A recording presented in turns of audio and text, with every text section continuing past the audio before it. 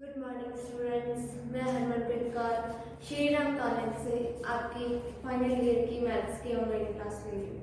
जैसा कि हमने सेकेंड यूनिट शुरू कर रखी थी जिसमें हमने हार्मोनिक फंक्शन को पढ़ा। ठीक है, हार्मोनिक फंक्शन के लिए क्या पढ़ा हमने कि कोई भी हमारे पास फंक्शन अगर वो एनालिटिक है देन हमारे पास वो हार्मोनिक होगा जब u और v अपना कॉन्जुगेट हार्मोनिक फंक्शन होंगे। कैसे? और वो अपने लाप्लास इक्वेशन को सेटिस्फाई करेंगे। ठीक है, u और v एक दूसरे के कॉन्जुगेट हार्मोनिक फंक्शन होते हैं। हमने पढ़ा था हार्मोनिक फंक्शन। उसी यूनिट सेकंड में ही हमारा नेक्स्ट चैप्टर है, न्यू चैप्टर शुरू करने जा रहे हैं जिसका नाम है हमारे पास कन्फॉर्मल मैपिंग। ठीक है, चैप्टर लास्ट चैप्टर है ये हमारी इस यूनिट का, कन्फॉर्मल मैपिंग सेकंड यूनिट के लिए। ठीक है, तो हम समझते हैं कि हमारी कन्फॉर्मल मैपिंग होती क्या है। ठीक है, इसको समझने से पहले हम कुछ फंक्शंस देखेंगे। कैसे? जैसे आपको पता है कि हमारा y इक्वल एफ एक्स एक फंक्शन होता है हमारे पास। इसका मतलब क्या होता है कि अगर हमारे पास कोई दो सेट हैं, जैसे ये x और ये y, ठीक है, मान लिया इस पर हमने कोई मैपिंग लगाई है f। ठीक है, अब देखो ये x था, इस पर मैंने मैपिंग लगाई f और ये y बन गया मेरे पास। ठीक है, मान लो इसमें कोई पॉइंट a था, इसमें इसके लिए पॉइंट हमारे पास b, यानी ये a की इमेज है क्या? b।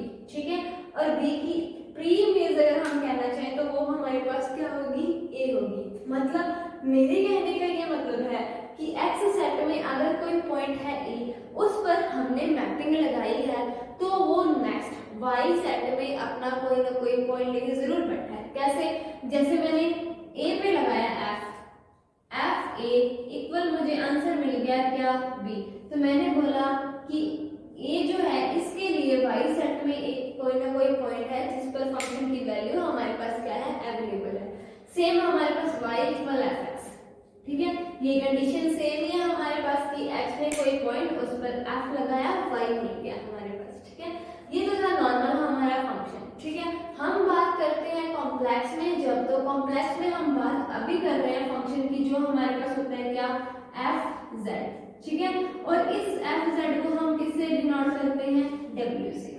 अब देखिए इस एफ जेड में भी हमारे पास दो चीजें हैं, एक तो जेड, ठीक है, दूसरा एफ जेड। अगर मैं z को डिनोट करूं तो मुझे पता है z equal x plus iota y होता है, यानी जो z है वो खुद किसका फंक्शन है? x और y का। ठीक है, और उसके बाद एफ जेड एक फंक्शन तो है, और एफ जेड को हम किससे डिनोट करते हैं? w equal F Z equal हम क्या लिखते हैं? हम लिखते हैं जी u प्लस आयोटा v।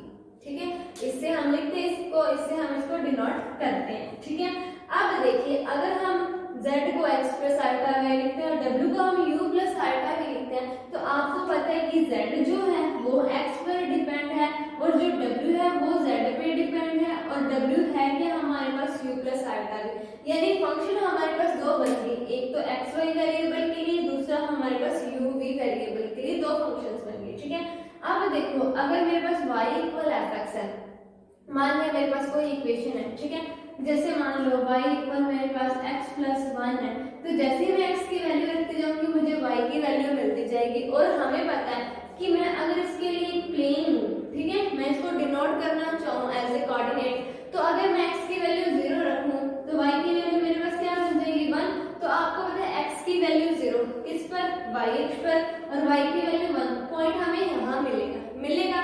ठीक है, ये तो हो गया x y के लिए डिनोट, हमने इसको डिनोट किया। ठीक है, अब नेक्स्ट देखो अगर मुझे डिनोट करना हो u और v के लिए, तो ये किसका फंक्शन बनेगा?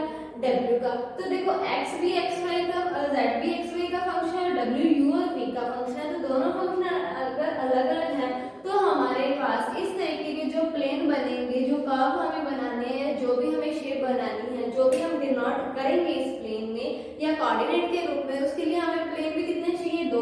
क्यों? क्योंकि अगर मैं x के रिस्पेक्ट y की कोई वैल्यू निकालूं, वो तो मैं मान लिया कि ये मेरे पास z प्लेन है। ठीक है, z प्लेन है तो ये हमारे पास x एक्सिस है और ये हमारे पास y है। ठीक है, एक बार मैंने स्मॉल में डिनोट किया, वैसे हम कैपिटल से डिनोट करते हैं इसको। ठीक है, x और y है तो मुझे यहाँ वैल्यूज भी किसकी मिलेंगी? x और y की। मान लिया x इक्वल 1 है और y इक्वल 1 है तो पॉइंट यहाँ मिला। मान लिया x इक्वल 2 है, y इक्वल भी 2 है, ठीक है, तो पॉइंट हमें कहाँ मिलेगा? यहाँ मिलेगा। ठीक है, नेक्स्ट यहाँ कोई भी पॉइंट मिल जाएगा हमें। तो इस टाइप से हमारे पास मान लो स्ट्रेट लाइन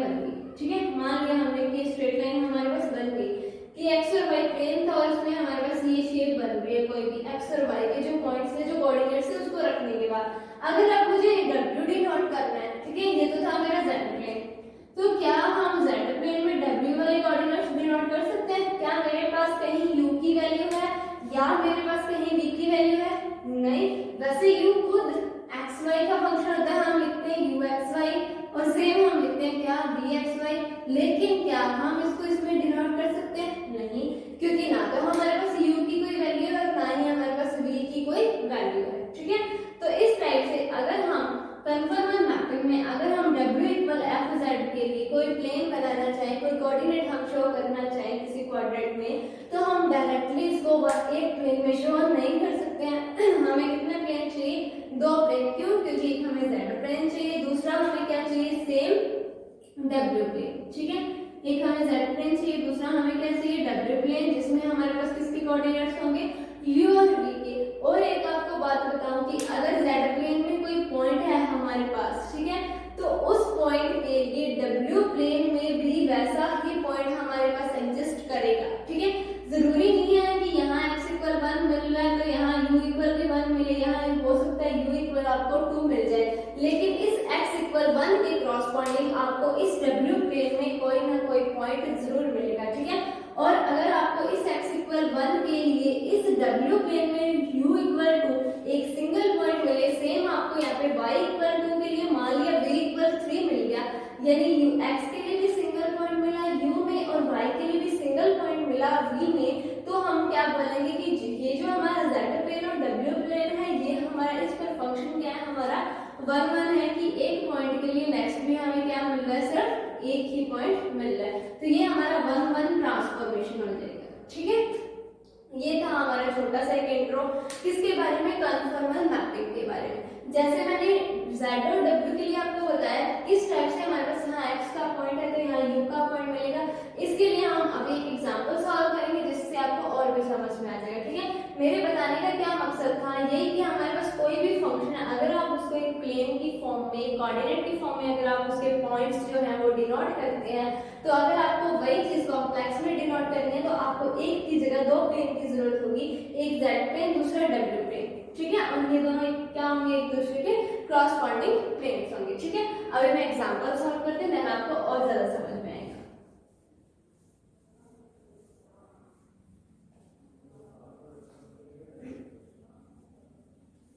अब देखिए नेक्स्ट,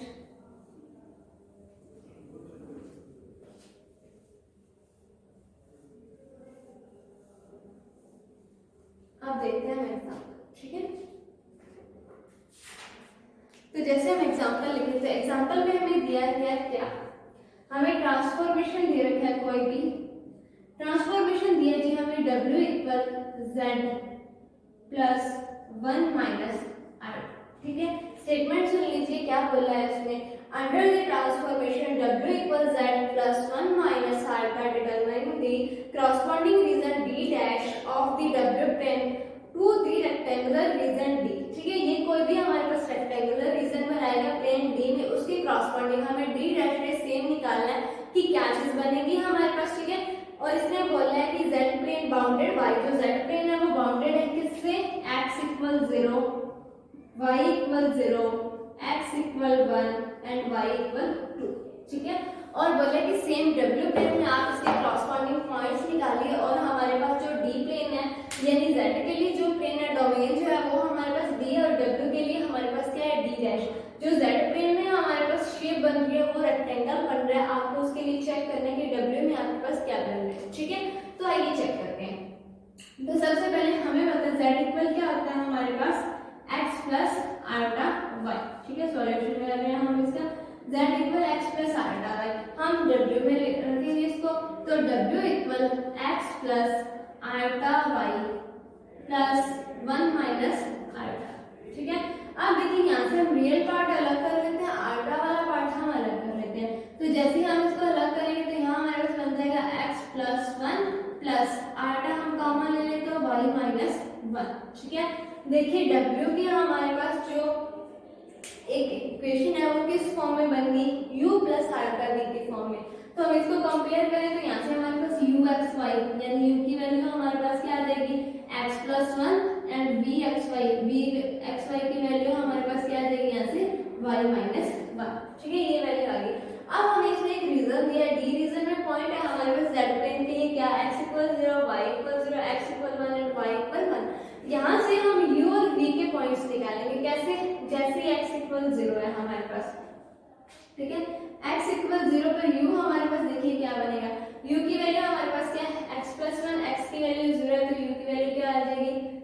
ठीक है। नेक्स्ट चेक करें y इक्वल 0 पर, तो y इक्वल 0 पे हम b की वैल्यू चेक करें क्या बनेगी, तो y इक्वल 0 पर b की वैल्यू हमारे पास क्या बनेगी -1, ठीक है।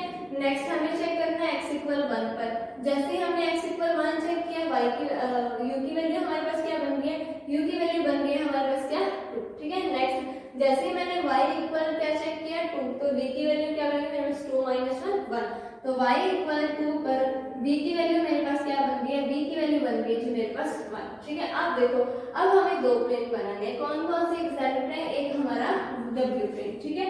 तो सबसे पहले हम डिनोट करते हैं z प्लेन, ये हमारा z प्लेन है, ठीक है। तो z प्लेन में हमारे पास पॉइंट्स देखिए क्या क्या है, x0 y0 x1 y2, ठीक है। सबसे पहले x0, तो x0 y पर होगा हमारे पास और y0 हमारा x पर होगा, ठीक है। पहला पॉइंट तो ये था उसका। नेक्स्ट पॉइंट है हमारा x इक्वल 1, ठीक है।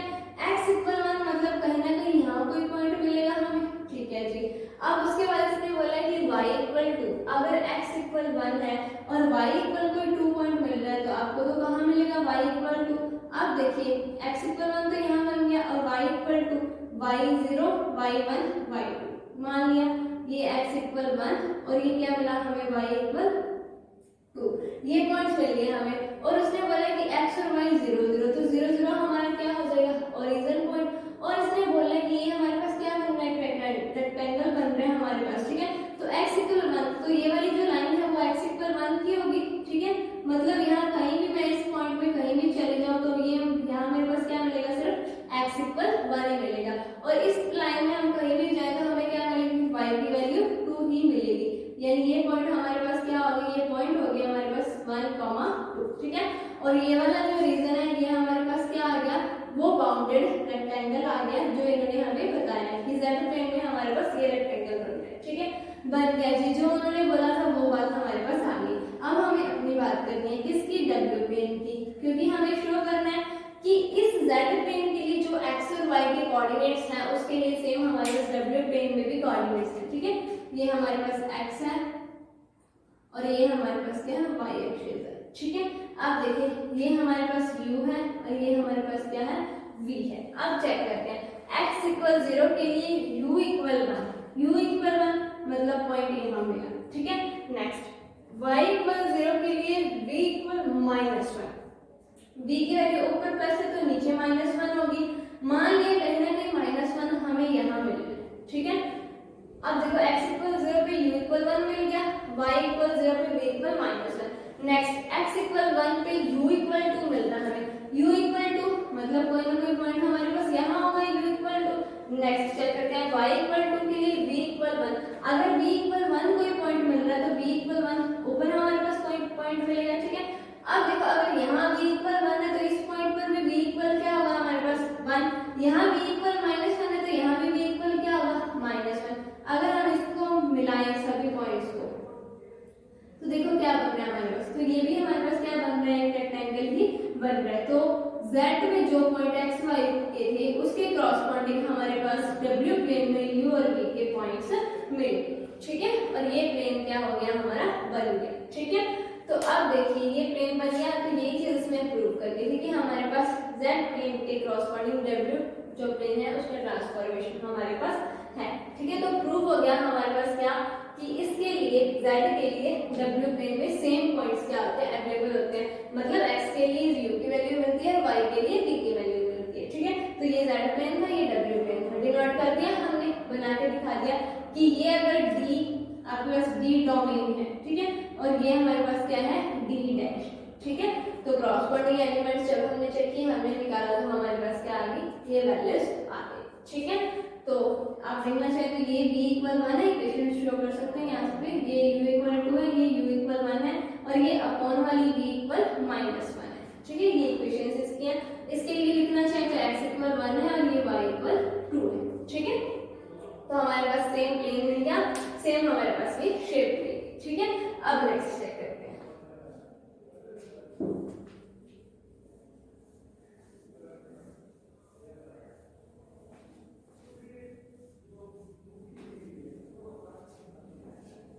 अब बात करते हैं हम कन्फर्मल मैपिंग की। ये सिंपल ट्रांसफॉर्मेशन था कि ट्रांसफॉर्मेशन हमारे पास क्या होता है। ठीक है, अब बात आती है कन्फर्मल मैपिंग। जैसे हमने अभी z और w प्लेन निकाला है, ठीक है, अब हमारे पास कन्फर्मल मैपिंग क्या कहती है कि एक हमारा z प्लेन है, दूसरा हमारा w प्लेन है। ठीक है, ये हमारा z प्लेन, ये हमारा क्या है w प्लेन।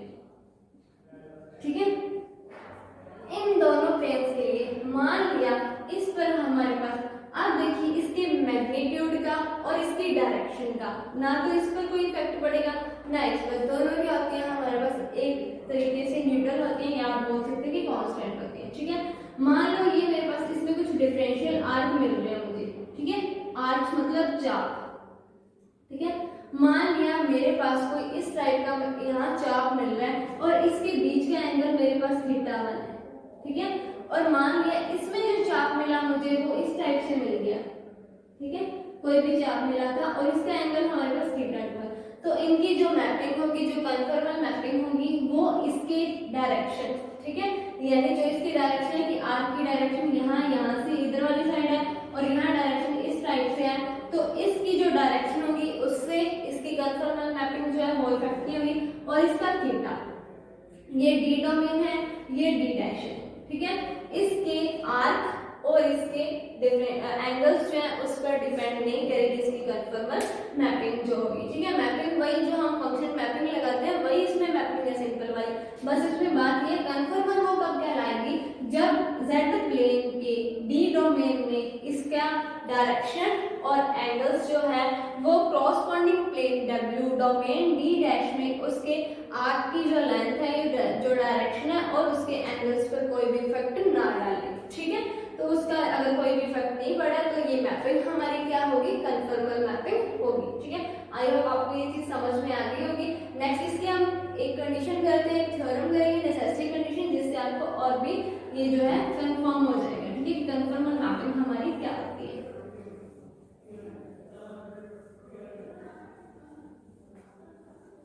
हम करेंगे क्या, necessary condition for conformal mapping.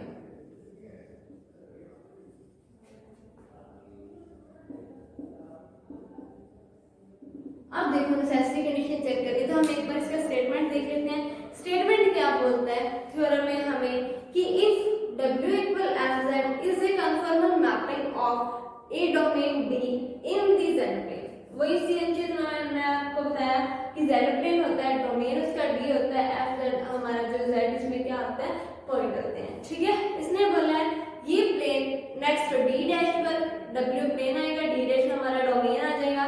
ठीक है, उस पर क्या होगा, कन्फर्मल मैपिंग होगा if then fz is an analytic function of z in D, और वो क्या होना चाहिए, एनालिटिक फंक्शन होना चाहिए किस पर, D पर। ठीक है, अब इसने बोला है एनालिटिक फंक्शन का मतलब हमारे पास अगर CR इक्वेशन सेटिस्फाई कर जाए तो वो हमारे पास क्या होगा, जो भी प्लेन है वो हमारा क्या हो जाएगा, उस पर कन्फर्मल मैपिंग की कंडीशन लग जाएगी। ठीक है, ये इसकी नेसेसरी कंडीशन है। अगर हम प्रूव करें तो चेक करें, हमें z इक्वल हमारे पास क्या होता है, x प्लस आल्टा 1।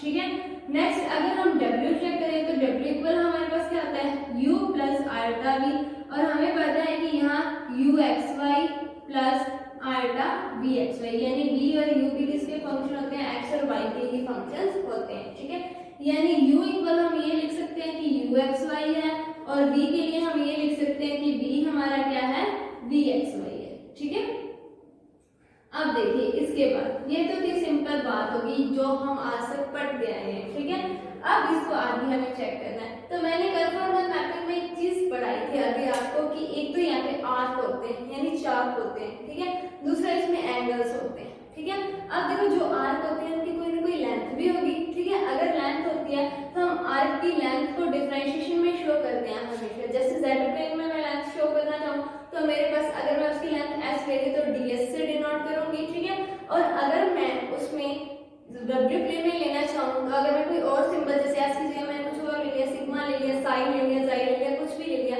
तो उसको हम उसकी लेंथ को इससे शो करेंगे d साइन से या d सिग्मा से, जो भी हम लेंगे। क्यों, क्योंकि हमें क्या चाहिए, क्या होता है उसका जो डिफरेंस होता है वही चाहिए होता है। आर्क क्या होता है, ये हमारा मान है आर्क है, तो इस पॉइंट से इस पॉइंट के बीच का हमें डिफरेंस ही तो चाहिए, और डिफरेंस के लिए हम क्या चेक करते हैं, डिफरेंशिएशन चेक करते हैं। ठीक है, अब आइए मैं मानती हूँ क्या कि जेड प्लेन के लिए मेरे पास जो आर्क है उसकी लेंथ मेरे पास ds है, और जो डब्ल्यू प्लेन में मेरे पास आर्क है उसकी लेंथ मेरे पास सिग्मा है। ठीक है, तो मैं क्या लिख सकती हूँ, जेड प्लेन के लिए हमारे पास 4z प्लेन। ठीक है, क्या आएगा हमारे पास, मैंने मान लिया कि ds आ रहा है, ds का स्क्वायर, यानी मैं इसका मैग्नीट्यूड निकाल लूँ तो ठीक है, अगर मैं ds का स्क्वायर निकाल रही हूँ तो z प्लेन के लिए मैग्नीट्यूड निकालें तो dx square plus dy square, यही चीज आ जाएगी इक्वेशन फर्स्ट। सेम है 4w प्लेन, अगर मैं w प्लेन के लिए निकालूं, मान लेती हूँ मैं इसको d सिग्मा का whole square equal du square plus dv square. ठीक है, ये आ गई मेरे पास इक्वेशन क्या, सेकंड। ठीक है, इतनी चीज आ गई हमारे पास क्या कि u equal w equal u plus r डाली था, और इसकी हमने लेंथ निकाल ली और चेंजेस शो कर दिए, तो ये हमारे पास आएंगे, ये मैग्नीट्यूड आ गया हमारे पास। ठीक है, अब देखिए नेक्स्ट, हमें पता है कि अगर मुझे du निकालना है तो मुझे du निकालने के लिए क्या करना पड़ेगा, del u upon del x dx plus del u upon del y dy। ठीक है, एंड अगर मुझे क्या चाहिए, dv चाहिए, तो हम क्या लिखेंगे, del v upon del x dx plus del v upon del y dy।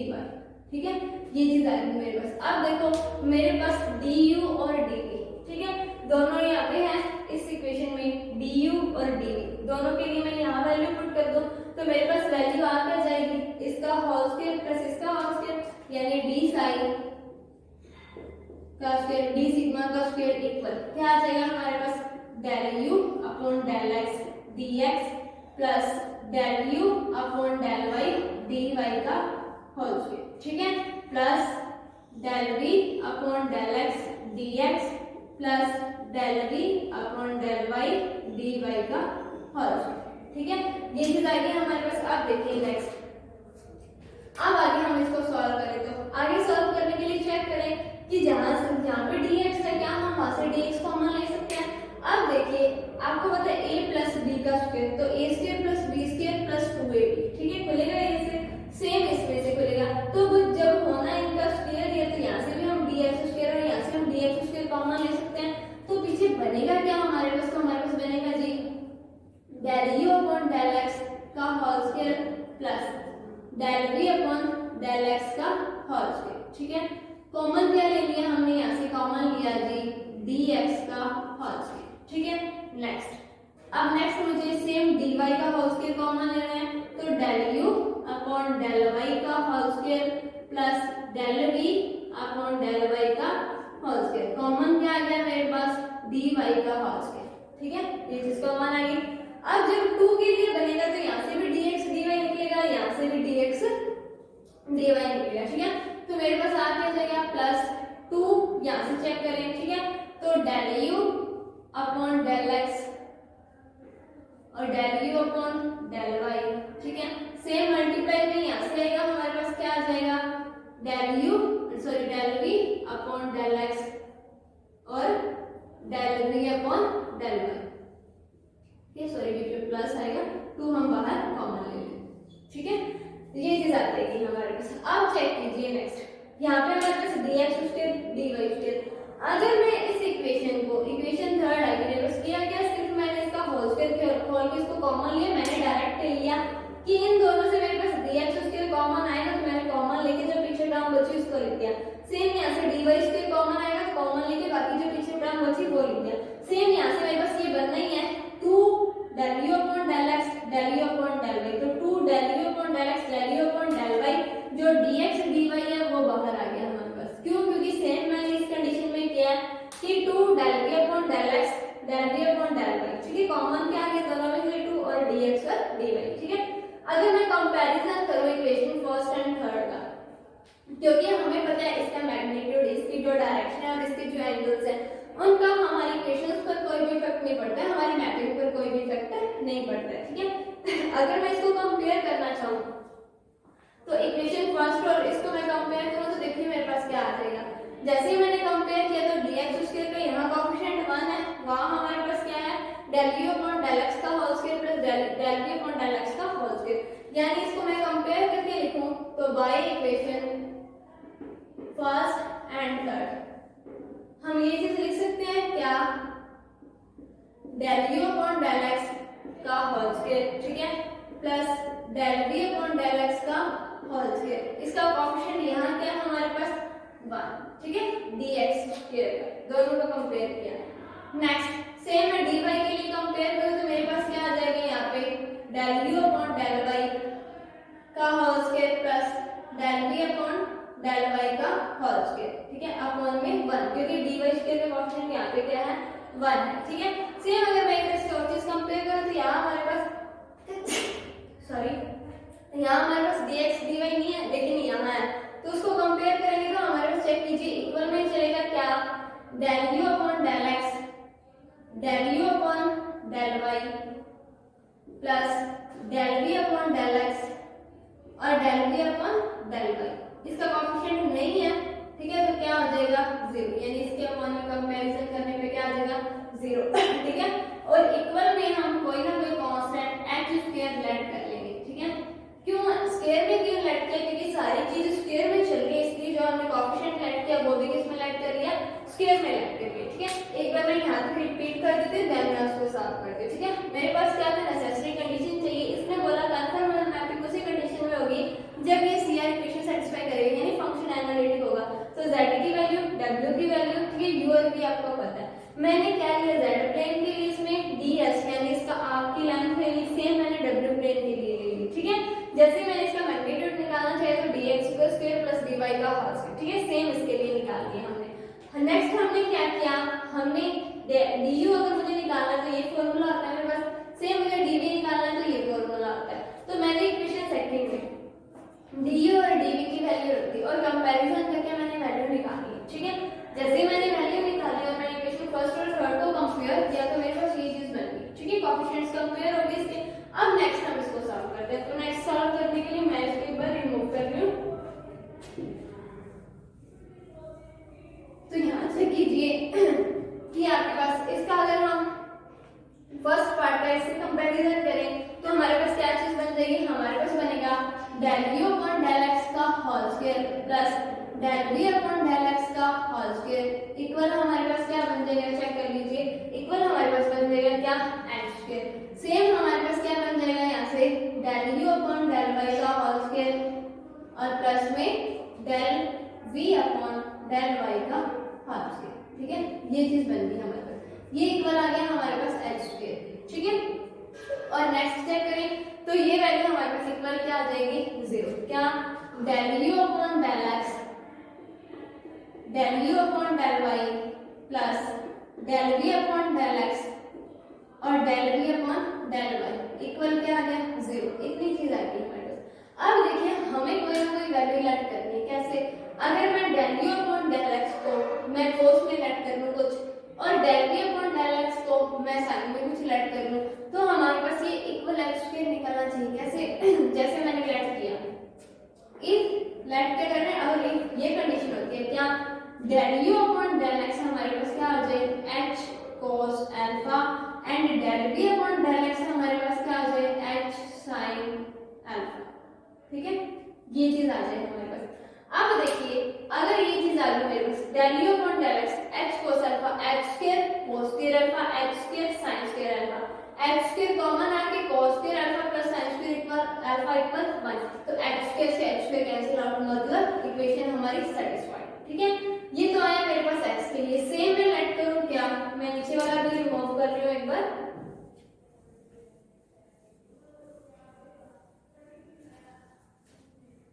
Same हम लेट कर लें क्या, हम लेट कर लें जी del u upon del y, ठीक है, h cos बीटा और del v upon del y हम लेट कर लें h sin बीटा, तो अभी हमारे पास सेम वैल्यू है, ठीक है। अब ये चीजें तो हमने लेट कर ली, अब क्या चेक करें कि जो चीजें हमने लेट की है क्या वो इक्वेशन सेकंड इसको भी सेटिस्फाई कर रही है, तो आइए चेक कर लेते हैं, वैल्यू रख देते हैं h cos alpha, equation third तक हमने गिवन कर दिया था equation fourth, by equation fourth equation में हमने हमने चेक किया तो हमारे पास यहाँ पे क्या बन गया, चेक करिए, h cos अल्फा मल्टीप्लाई हो रहा है किससे, del u upon del y, h cos beta, ठीक है। Next plus sine h sin alpha h sin beta, ठीक है, h sin alpha h sin beta equal 0।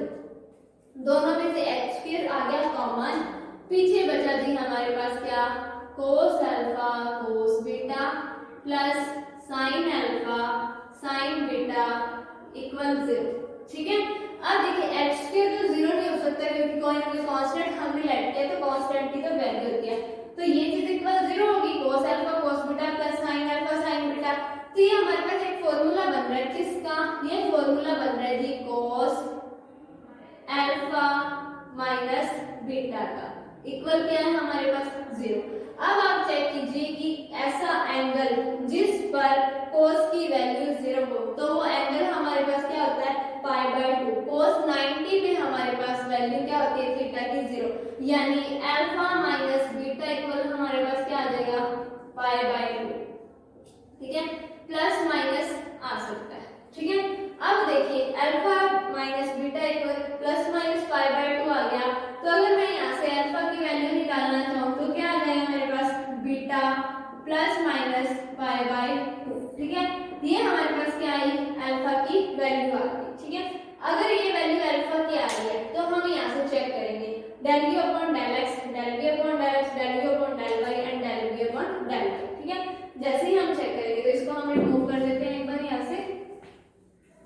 तो अगर हम ये वैल्यू चेक करना चाहिए, यानी अल्फा हम रखना चाहिए यहाँ पे अल्फा की वैल्यू, तो मैंने चेक किया क्या कि del u upon del x, ठीक है। पहले हम क्या ले रहे हैं, alpha equal b beta plus π/2, ठीक है, ये चीज ले रहे हैं हम। अब देखिए del u upon del x क्या वैल्यू है, h cos अल्फा, यानी h cos अल्फा की वैल्यू मैं पुट कर दूं बीटा प्लस π/2।